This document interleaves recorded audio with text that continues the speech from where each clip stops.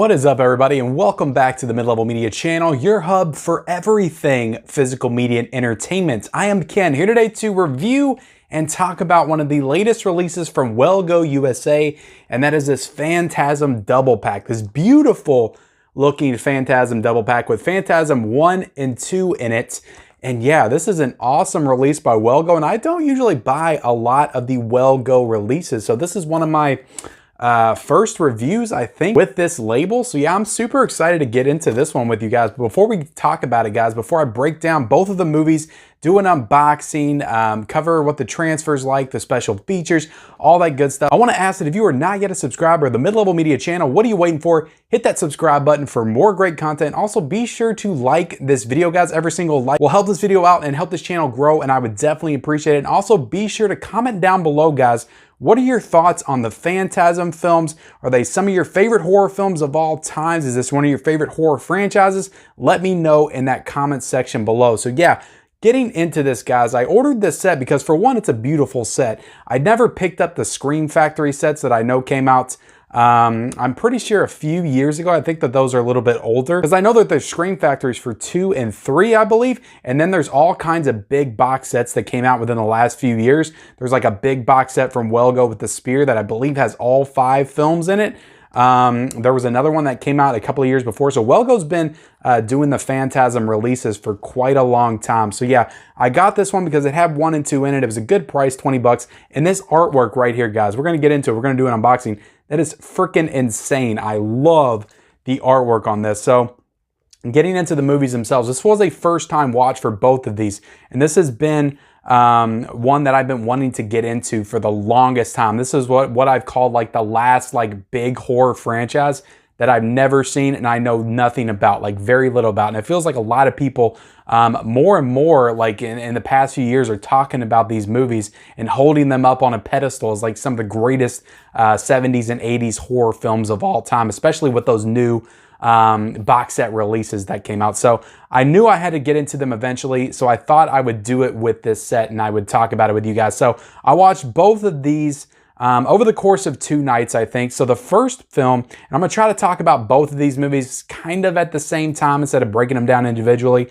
But the first film was in 1979, so it's technically a 70s horror film that also feels very 80s as well. So, and then you go almost a full 10 years before they make Phantasm 2, which is kind of odd considering with a lot of these horror franchises. And from what I saw, the first one made 21 million at the box office. So it was pretty successful for a horror film. I'm not really sure what the budget was, but you would think that they would want to continue to crank out these movies. But no, they waited 9 years to bring us Phantasm 2. And I think that they have maybe one Phantasm in the 90s, one in the 2000s, and then one in the 2010s. So it feels like every single decade they bring us a new Phantasm film. So that's another thing I'll get into just with the continuity of this franchise. Just from what I'm hearing, a lot of people are saying some really good things about how they fit together, same actors, same storyline. Nothing's convoluted like Halloween or Friday the 13th or Nightmare on Elm Street is. It all just seamlessly flows together. So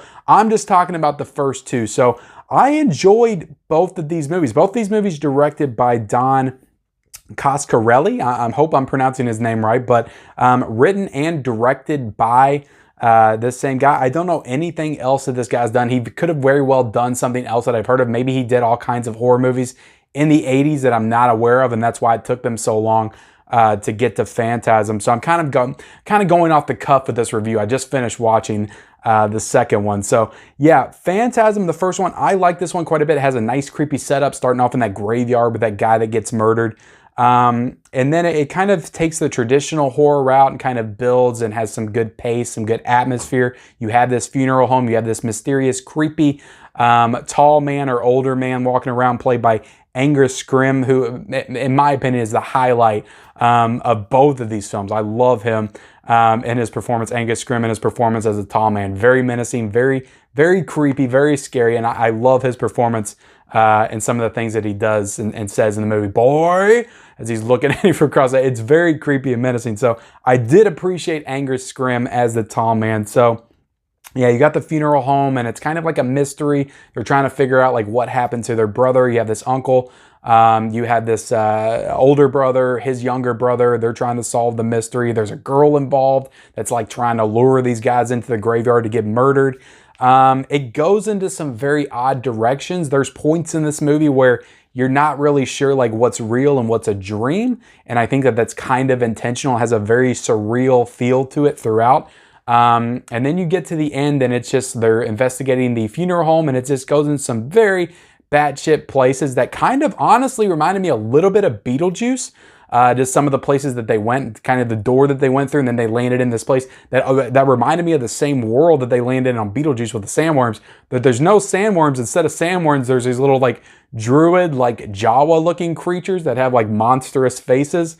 And they're like trying to eat them. And yeah, it goes into some odd places. Then you have the sphere, the iconic sphere ball that I had no idea what the hell that was. Like I've heard so many things about this movie. I just have no idea what anything is.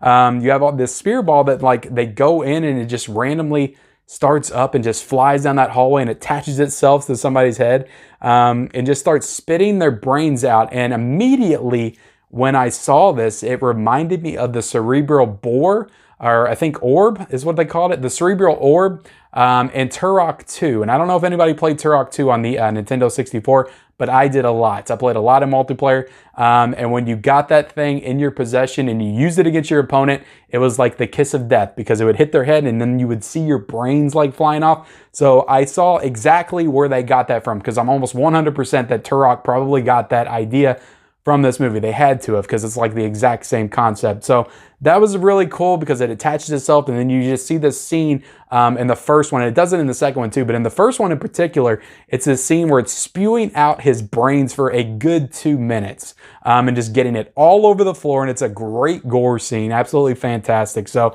yeah, I enjoyed Phantasm. And in my opinion, Phantasm is more of the horror film of the two.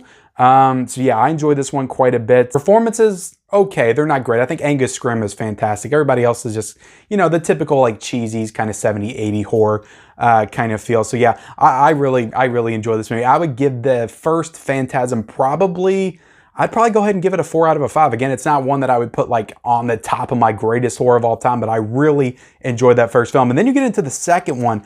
And in the second one, you do have Angus Scrimm return as the tall man. So you have that returning character. And then you get Reggie, who is the uncle in the first one. But he wasn't really in the first one that much because it was kind of more focused on Jody and Mike, the brothers that were in the film. So Reggie wasn't in it a whole lot. But in the sequel, he really steps up into like the prominent like main character role.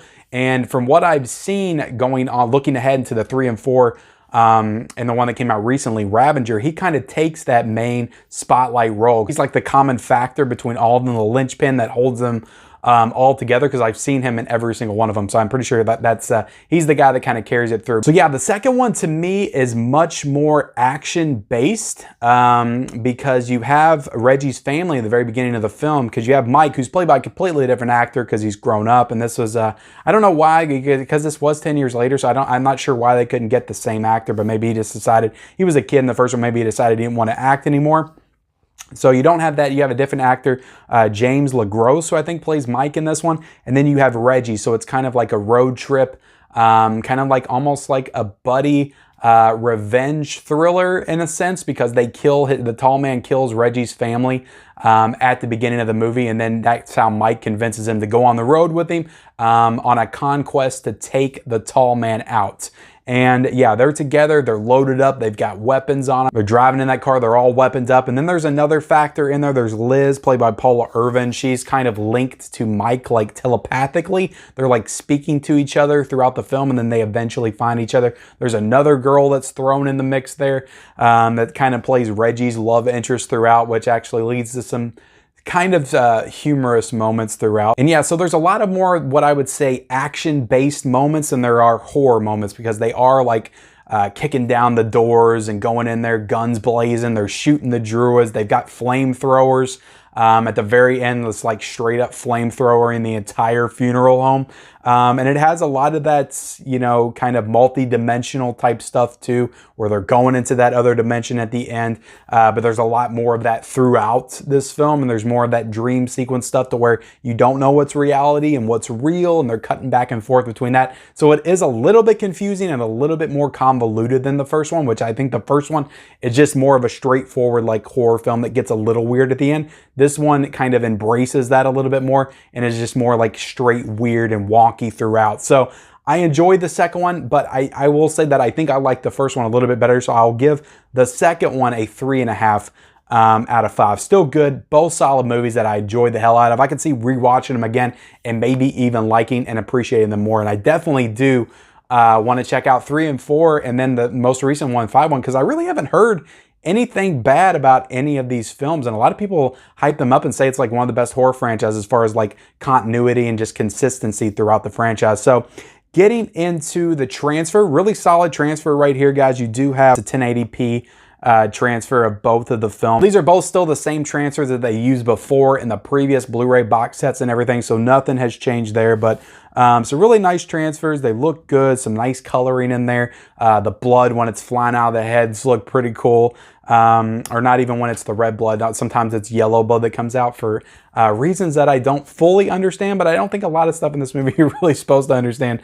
So transfer to me looked good. Audio sounded fine.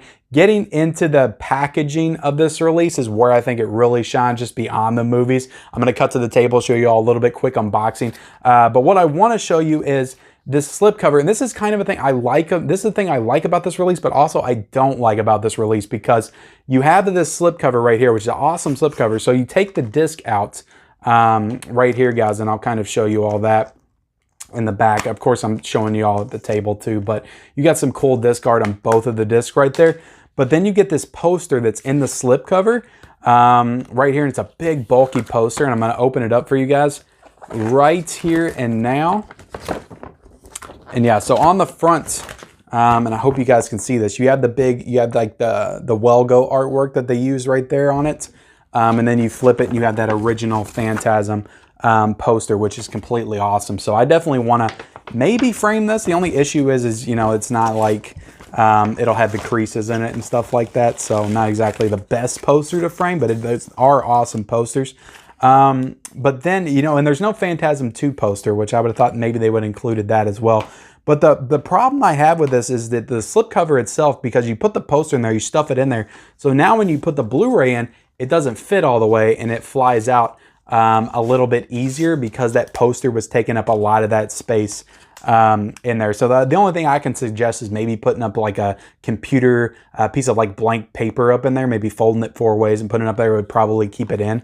Not a huge problem. I could still put it on the shelf. It's not going to be an issue, but I could see myself like pulling it out and it fly out the bottom if it doesn't have that poster in there. So packaging though, I really enjoy it. It was a really nice touch, I think, putting that poster in there. And again, this is only, I think, $21.99 right now for the 2 films and the poster. And you also get some special features, but they're nothing new. They're the same special features that they included in previous releases: audio commentaries, deleted scenes, interviews. There was a really cool interview back from 1979. It was like Angus Scrimm and the writer and director Don Coscarelli on the panel, and they were kind of talking about the movie. It was a really interesting interview, just talking about Angus Scrimm and how he was more of like a theater actor before these movies, and then kind of transitioned into this kind of genre horror work. And I'm not sure if he was in any other horror films either. I really should have done a little bit more research before diving into this review, guys, but I just wanted to get my quick thoughts on these movies. I really enjoyed them. I thought they were really awesome. I think this is an awesome release from Welgo that I would absolutely recommend. See down below, I'm going to be having the link for purchase down there, and it's going to be an Amazon affiliate link. So if you want to purchase this, I would definitely appreciate it if you used that link below. So with that, guys, appreciate you watching. Please comment your thoughts on this film. Like the video, guys. Subscribe to my channel if you haven't already. Turn on those bell notifications for all future videos, and we'll see you next time.